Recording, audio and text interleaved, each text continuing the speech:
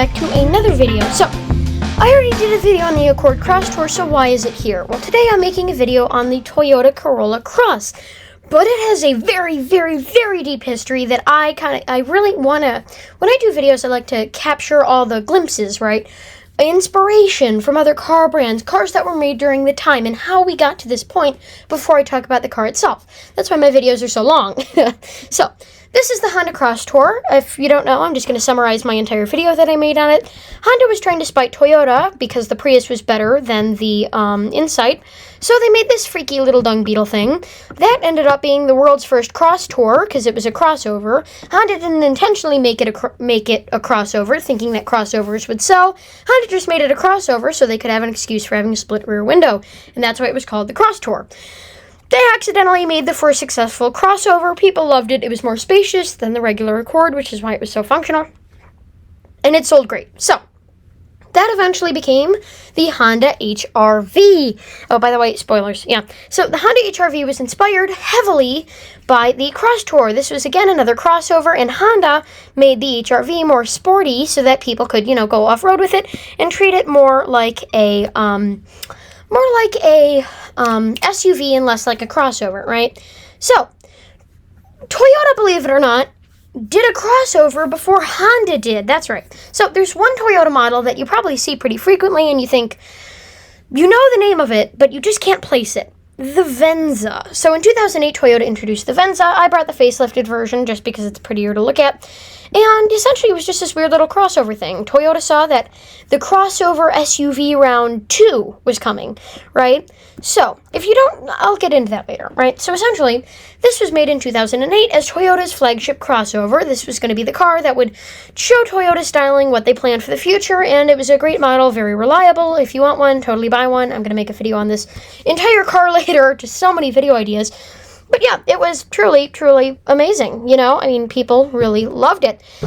Then, it got old, right? Toyota saw that they didn't know whether the crossover was coming for old people or teens. They went with old people and made it really expensive and really luxurious. But it turns out teens were going to be the one, young people were going to be the one to start this new fad of crossovers. So, in 2016, Toyota replaced the Venza with the CHR. The Venza was brought back later as a different, more luxurious model for the people who didn't really want a RAV4. It's essentially a land yacht, but an SUV. So it's called an SUV, so it's trendy, but it's actually just the land yachts of the 1960s, shoved in a little ball that looks like an SUV. It's an old people car, right? The Venzas are now cheaper than RAV4s at some dealerships. That's why the forums are filled with, oh yeah, I got mine instead of a RAV4. It's not because they're better than a RAV4, just because they're cheaper, and honestly, yeah, yeah. So, 2016, Toyota introduced the CHR, right? The Venza was their first attempt at a crossover, and it went rather well. So, by the time the CHR came out, Toyota went all into teens. They didn't care about old people. They had plenty of other cars for them. They went all into teens, right? Less adults, more teens. This should be your first car. First of all, it had this dot matrix retro clock, this fully digital touchscreen that came out of a Toyota Prius, specifically to look more retro, and it didn't have any knobs. That was special ordered by Toyota to not have any knobs on it so that it would feel more futuristic and compete with the Honda HR-V, which also had a similar screen. It showed off new plastic interior, the shiny plastics, and also had one of the right?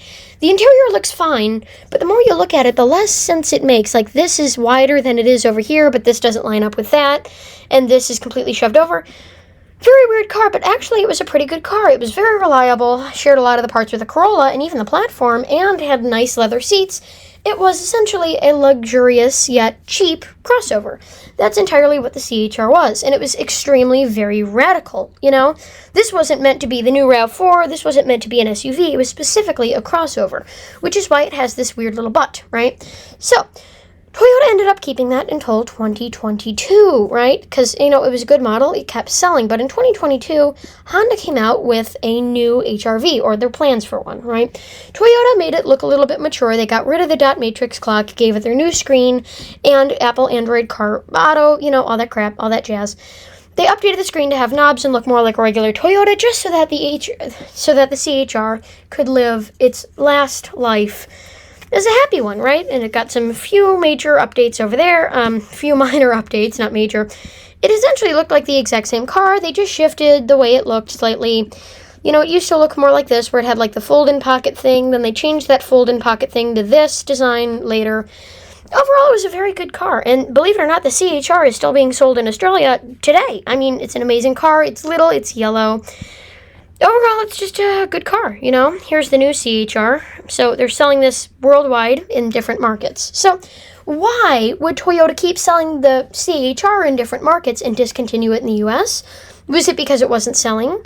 No, it's because Toyota had something else in mind. So the crossover craze is worldwide, but worldwide, I mean, of course, different car markets that are very different to the US, like India and, you know, places like that, China, Japan, have very different trends than we do, but I'm talking like very similar countries to the US, like the UK, Australia, you know, maybe Ireland, you know what I mean.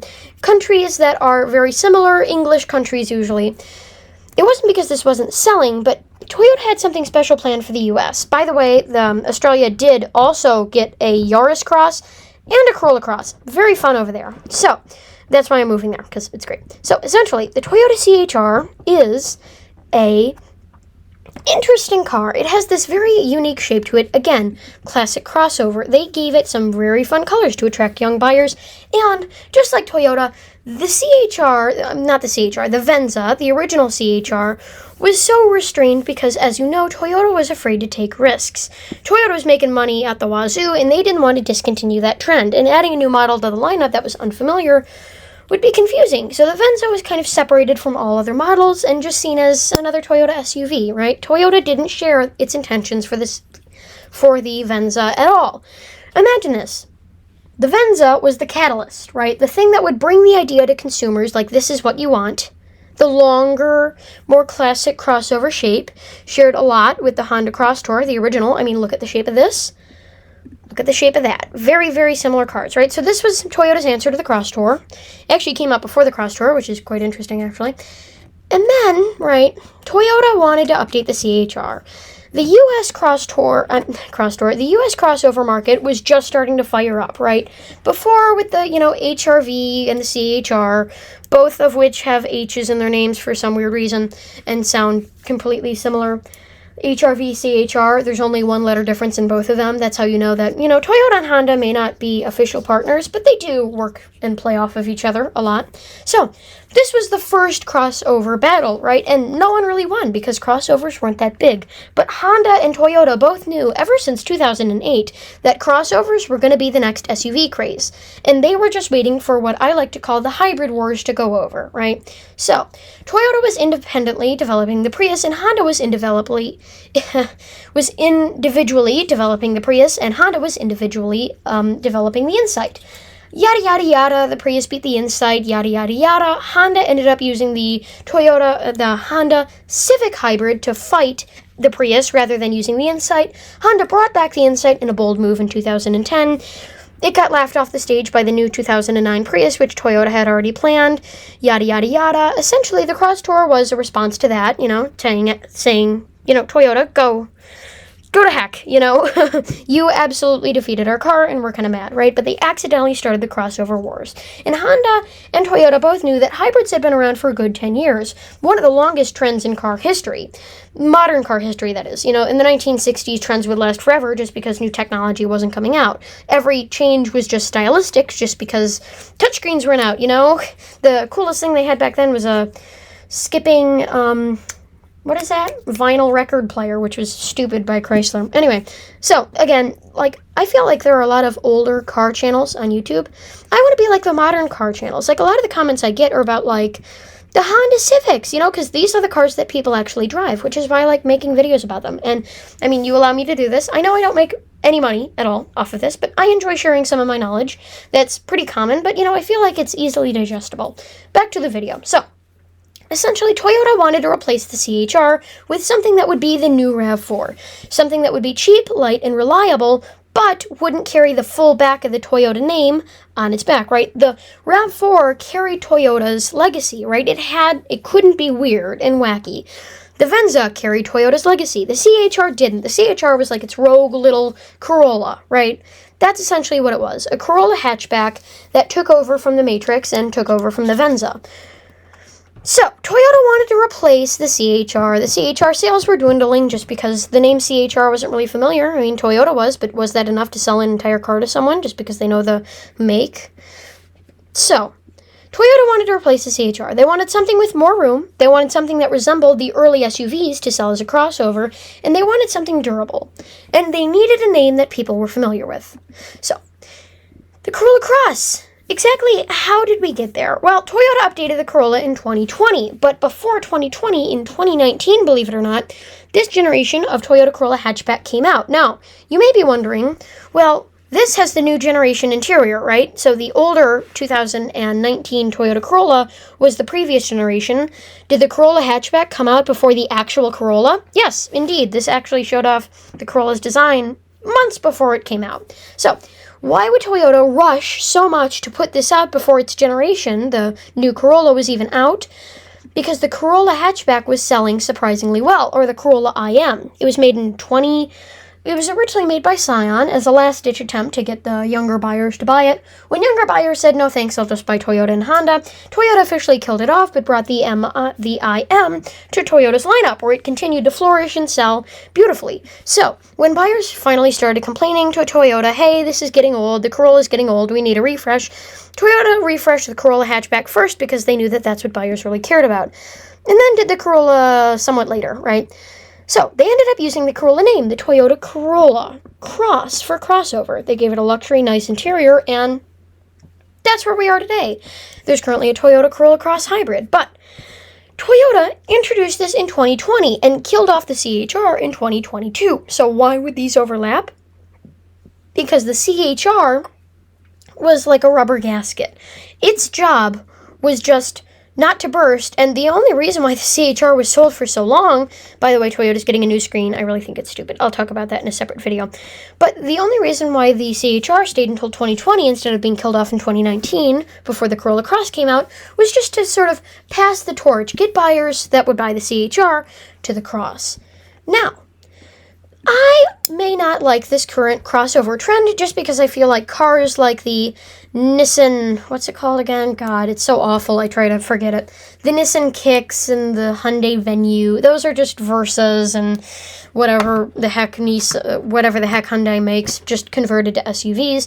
The Corolla Cross wasn't that, actually. The Corolla Cross is the new RAV4. That's right, the Toyota Corolla Cross, I am predicting, is the new modern RAV4. So, cars gain beauty with time, right? They advance heavily, right? The tech market is pretty much at a standstill just because we don't have any new technology, but the car market is evolving very quickly. So, MacBook Air and Chevrolet Equinox. 2010. It's 2010 and you want to buy a Toyota RAV4. This is what you got. Look at it. It's firm, it's an off-roader, it has steel wheels, and it's definitely reliable. That's what Toyota wants the current Corolla Cross to look like. Look at it. A lot of people didn't catch this, but once this came out, I said, you want to know what? Toyota is reviving the RAV4. That's right. The current RAV4 is blocky. It's a big SUV, yet small. That's right. Toyota has taken you see this body, right? And you think, that's thin, that's nimble, right? That's easy to maneuver. The current one is a little bit overinflated in my opinion, and it's very big and chunky, right? It went from your sporty teenager, off-road car that you drive to Subway to get your job, Subway, and it turned into mom's taking the kids to soccer, and that is what started the crossover trend. The CR-V, especially in 2014, from going here, I forgot to pull up these images, a lot of times I pull up all the images ahead of time, because I know the typing is loud, but I'll just pull it up. So, in 2010, the Honda CR-V looked like this. You see it? Reliable, durable, rugged, right?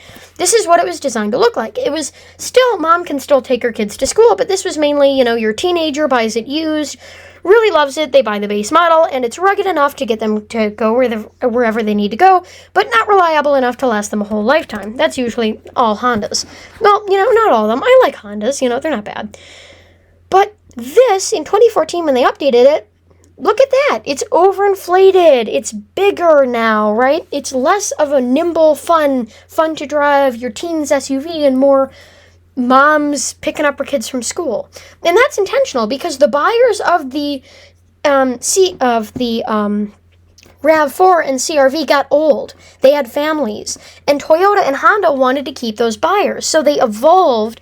It's kind of like how Adventure Time started. It started off as a fun kids cartoon, and then at the end, in the final season, got really mature. It guided kids through maturity, right? That's the point of it, to start off really fun, really goofy fart jokes, and then go into talking about, more sophisticated topics like philosophy and stuff like that, right? Am I going to choose my best friend over a sandwich? Stuff like that, right? Still kid stuff, but,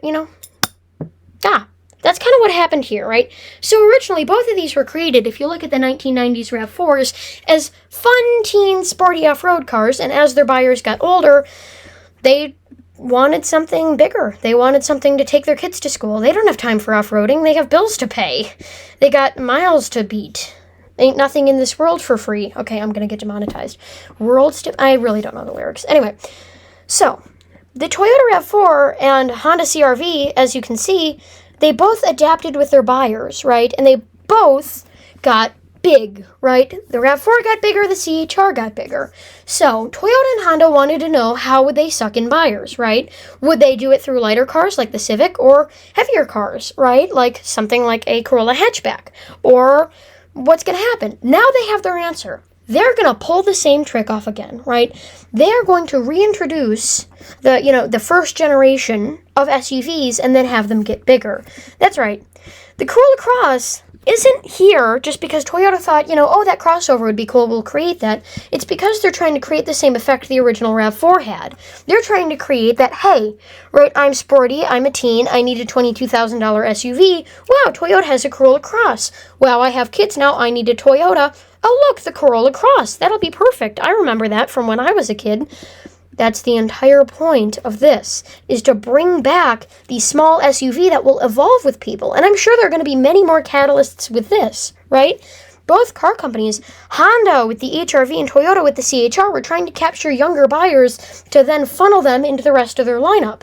And now they've finally figured out how to do that. Honda made the HR-V more off-roady, right? That's just kind of what they did, right? So they took this, more crossover-y thing, like here, you can see slick drop-off, and they made that look a little bit more boxy, a little bit more rugged, so that, teens would want to buy it. It looks more like a proper SUV and less like a sedan cosplaying as an SUV. So for most Japanese brands, unfortunately, Nissan isn't following along, although I don't really follow Nissan that much, so it doesn't really bother me. I don't really care if they live or die. Sorry, Nissan fans. I've just never gotten into them. Their CVT transmissions are terrible. Sorry, they were good back in the good old days, but, I don't buy cars from the good old days. I buy cars from 2010. So, and 2010 is not the good old days, by the way. I mean, it was great. It was the best year to buy a car, in my opinion, 2010 through 2016. Amazing used car years. Best generations of every single car were in that era. But, the good old days, I mean, the thousands. You know what I mean? So, it's sad to say that the good old days are the thousands. Man. Oh. Anyway, so essentially, the Corolla Cross is here to take your teen, give them a $22,000 car, right, and then, bring them up the lineup as they get older, right? But I'm here to tell you that you need to buy a Toyota Corolla Cross. Hybrid. That's right, Toyota's heavily leaning into hybrids, and they made a Toyota Corolla Cross hybrid. Now, why would they make a Corolla Cross hybrid, right? Aren't teens supposed to not have money? Because it's not for teens, it's for their parents, right? The teen gets a brand new Corolla Cross. The parents see how sporty and fun it is, but they also see how useful and durable it can be. All of a sudden, they want one. That's right. The Corolla Cross is accidentally serving two purposes. It's getting teens and their parents. The Toyota Corolla Cross is Toyota's next big hit. The Corolla Cross hybrid can come in all-wheel drive. That's right, an all-wheel drive hybrid SUV. That's what we've been wanting for years. And for only $33,000, if I get the hybrid SE and choose to get the optional, does it only come in all-wheel drive? Oh, that would be amazing. Yeah, it comes standard with all-wheel drive. For under $30,000, a hybrid all-wheel drive SUV with some real use, like this thing can go off-road, it's going to slap. And I assume this is going to be Toyota's next big thing. This is the next RAV4. This is what's going to bring in the bucks for Toyota. The parents remember the Corollas of the 90s. They remember that reliability. They remember Toyota's reliability. All of a sudden, they're driving their Corolla Cross hybrid home. People aren't leery of hybrids anymore. People want hybrids, and Toyota's ready to deliver. Meanwhile, Honda and most other car companies are, dancing with EVs, right? By the time that hybrids are mainstream, which they are now, a lot of people, almost every single car is a hybrid version, Honda is dancing away into EVs, something that everyone knows isn't going to work. They're just too expensive. And I'm sure by the time EVs are affordable, they're going to dance off into hydrogen. Toyota's just skipping EVs. I understand why. They kind of stink. I am planning to make a video on it sometime, but, So, thanks for watching. Don't forget to comment, like, and subscribe. And this has to be Toyota's next car, because I think it serves every single function the RAV4 did, and I think it's going to be a smashing success. So with that, thank you for watching. Don't forget to comment, like, and subscribe, and I'll see you all real soon. By the way, we are growing fast.